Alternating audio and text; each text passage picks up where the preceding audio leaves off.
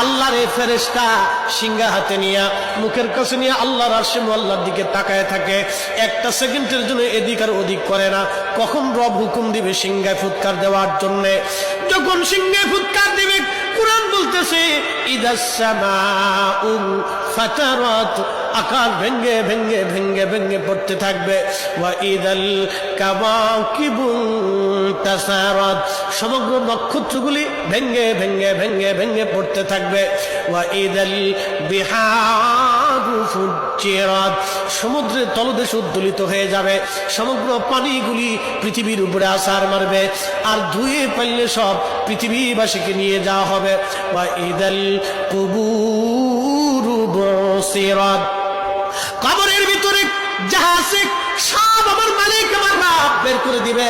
কবর থেকে মানুষ বের হইয়া সেই দিন হাসরের ময়দানের দিকে দৌড়াইতে থাকবে, সবাই উলঙ্গ থাকবে, কিন্তু আমার নবীকে আল্লাহ ৭০,০০০ ফেরেশতা বেষ্টন করাইয়া জান্নাতের পোশাক পরাইয়া মহাসম্মানে ফেরেশতারা মিছিল দিয়ে দিয়া আমার নবীকে হাসরের ময়দানে মাকামে মাহমুদে বসাবে।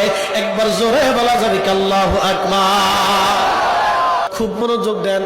হযরত ইউনূস আলাইহিস সালামের কথা বলছিলাম, মাছের পেটের ভিতরে ইউনূস।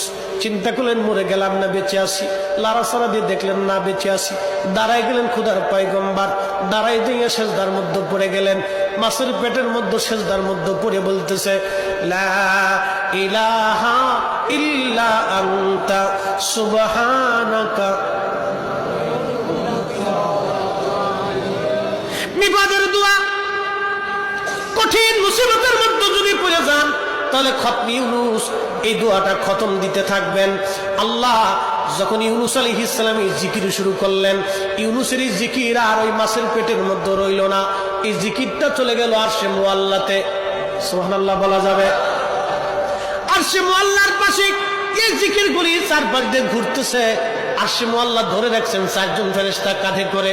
এই ৪ জন ফেরেশতা আল্লাহকে ডাক দেবে, রব আপনার বান্দা ইউনূস তিনি জীবনে ভালো অবস্থায় থাকার সময় আপনার জিকির করেছে, আজকে সে মাছের পেটের ভিতরে পড়ে গভীর সমুদ্রের মধ্যে আপনার জিকির করতেছে। আল্লাহ ইউনূসের জিকিরের আওয়াজ আরশে মুআল্লার চারপাশ দিয়ে ঘুরতেছে। আল্লাহ আপনি আপনার ইউনূসকে মাফ করে দেন। আল্লাহ নবী বলেন উম্মত রে, ওই সময় যদি ইউনূস সেজদার মধ্যে পড়ে এই দোয়া না পড়তেন তাহলে কিয়ামত পর্যন্ত আল্লাহ ইউনূসকে মাছের পেটের মধ্যে ওইভাবে রেখে দিতেন। হযরত ইউনূস ওই সময় জিকির করতেছিলেন, এমন সময় ইউনূস আলাইহিস সালাম ডাক দিলেন, হে রব সমুদ্রের ভিতর থেকে আপনার জিকিরের আওয়াজ আসে, সমুদ্রের ভিতরে আপনার জিকির করে কে? আল্লাহ ডাক দিয়ে বলেন, ইউনূস তুমি সমুদ্রের ভিতরে জিকিরের আওয়াজ শোনো। সমুদ্রের পানি আমার জিকির করে, সমুদ্রের কঙ্কর আমি আল্লাহ জিকির করে, সমুদ্রের পাথর আমি আল্লাহ জিকির করে, সমুদ্রের বালুকণা আমি আল্লাহ জিকির করে, সমুদ্রের মাছ আমি আল্লাহর জিকির করে, সমুদ্রের শ্যাওলা আমি আল্লাহর জিকির করে, সমুদ্রের নিচে গাছ আমি আল্লাহ জিকির করে, সমুদ্রের নিচে পাহাড় আমি আল্লাহ জিকির করে। ওই জিকিরের আওয়াজ ইউনূস রে তোমার কানে লাগতেছে। আল্লাহ আল্লাহ ডাক দেখে ইউনূস রে, সমুদ্রের ভিতরে এমন কোন প্রাণী নাই যে প্রাণী আমি আল্লাহ জিকিরে না করে। একবার জোরে বলা যাবে কি আল্লাহু আকবার। ইন্নাল্লাহা ওয়া মালাইকাতাহু ইউসাল্লুনা আলান নবী।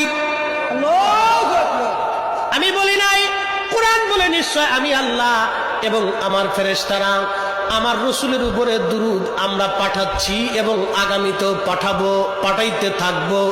এখন ফেরেশতারা তো দুরূদ পড়ে, আমরা দুরূদ পড়ি, কিন্তু আল্লাহ তোর দুরূদ পড়ে না।